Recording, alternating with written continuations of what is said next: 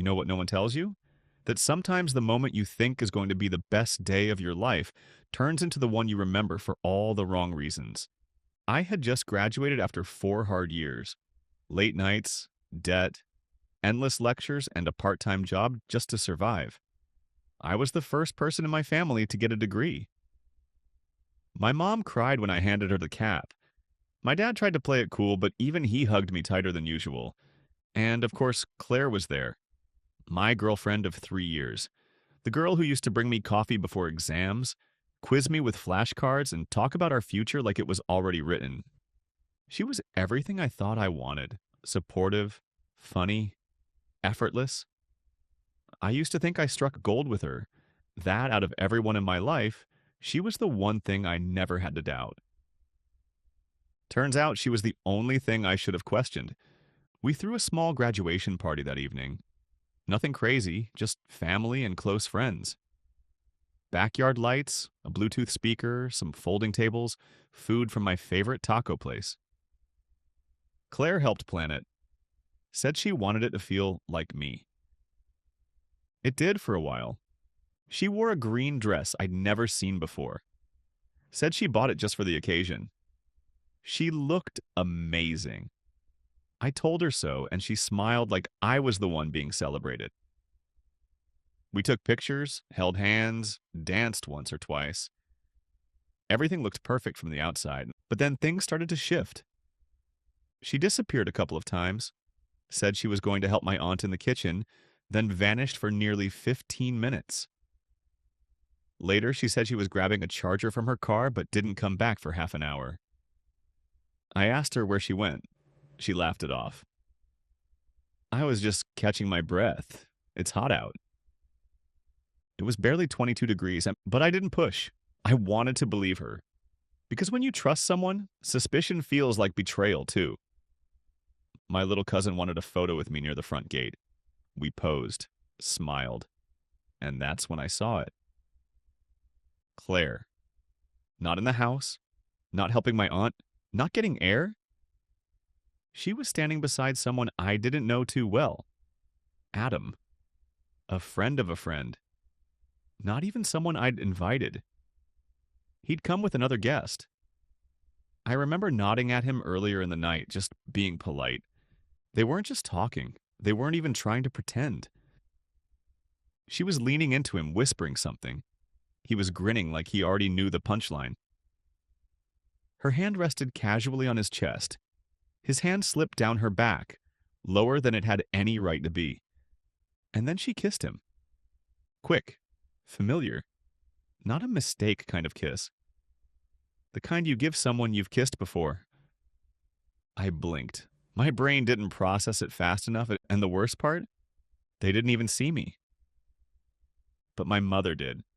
She saw the whole thing from a few feet behind me. She didn't say a word, just gently pulled my cousin away and walked her back toward the patio. Left me standing there, frozen. I turned back toward them, watched her fix her hair and walk inside, straightening her dress. Adam walked the other way, smiling to himself like nothing had happened. She found me a few minutes later, slid her arms around me from behind, rested her head on my shoulder. I've been looking everywhere for you, she said. I didn't move. She kissed my cheek. Everything okay? Still nothing. Then I said quietly, "Who's Adam?" She stiffened. Adam? She repeated too quickly. The guy you were kissing by the gate, I said. Right in front of my family. Silence. She stepped back. I don't know what you think you saw. I saw enough, I said. So did my mom. She opened her mouth, but no words came out, because there was no saving it. No excuse that would rewrite what was already burned into memory. My graduation party didn't end with fireworks or cake or hugs. It ended with Claire sitting alone on the edge of the garden, phone in hand, crying silently. And me inside, staring at the photos on my camera, wondering how the girl I loved could celebrate my biggest achievement by making me feel so small. I didn't sleep that night. I just lay there in the dark, staring at the ceiling, while the room stayed silent enough to hear every car that passed outside. Claire had texted me once around 1:30 a.m. "Can we please talk in the morning?" I didn't reply. The sun came up, but my mind stayed buried in the moment she kissed him. Every time I blinked, I saw it. The casual way her hand landed on his chest. The softness in her eyes, like it wasn't new, like it wasn't wrong. At 9:14 a.m., she rang the bell. Twice. I opened the door. She looked like she hadn't slept either. She walked in slowly, said nothing, just stood near the kitchen table, eyes glassy. "I don't know where to start," she said. "You don't need to," I replied. She sat down. "I was drunk. It didn't mean anything." I looked at her. "You had 2 glasses of wine." She blinked. I made a mistake. I panicked. I didn't know what I was doing." "You seemed sure of it," I said. "You didn't look confused. You looked comfortable." Her silence was louder than anything she could have said. Then she asked something that pissed me off more than the kiss itself. "Who told you?"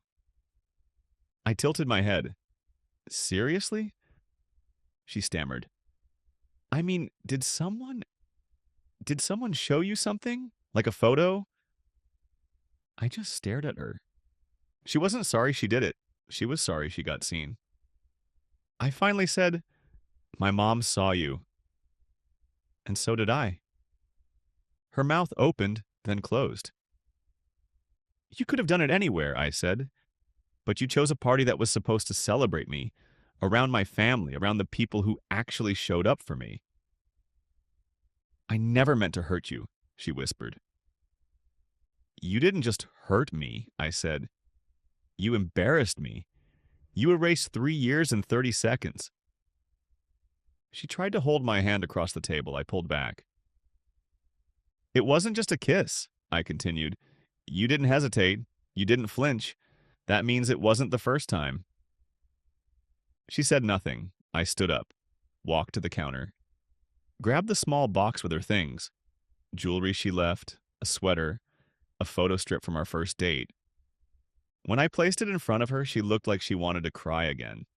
I didn't stop her. She whispered, "So this is it." I said, "This should have ended the moment you kissed him." She took the box, walked to the door, paused, turned around. "I hope someday you forgive me." I looked at her, really looked, and then said, "I hope someday you don't do this to someone else." She left. I didn't cry. Not then, not later.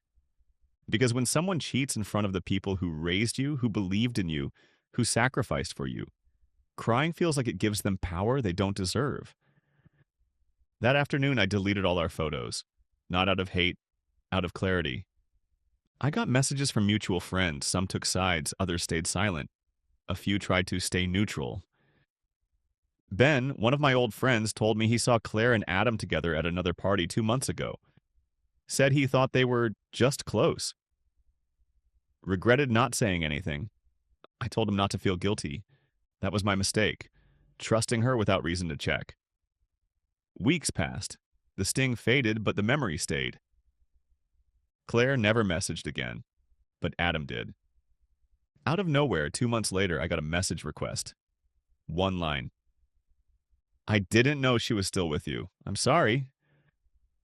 I didn't answer, because some people don't deserve closure. They just deserve to live with what they ruined. Now, when I look at the graduation photos, I don't see her.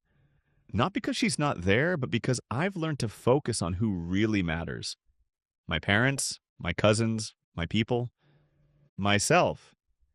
And when people ask why I don't talk about Claire anymore, I just smile and say, "Some celebrations come with endings you didn't invite, but you need it anyway." If someone ever betrayed you during your proudest moment, you're not alone. Some people don't cheat in the dark. They do it in daylight in front of the people who matter to you because they think you won't walk away. Drop a comment if you've ever had to smile through heartbreak in front of family. Hit like if you believe that sometimes respect is louder than revenge. Subscribe for more stories that remind you what self-worth really looks like.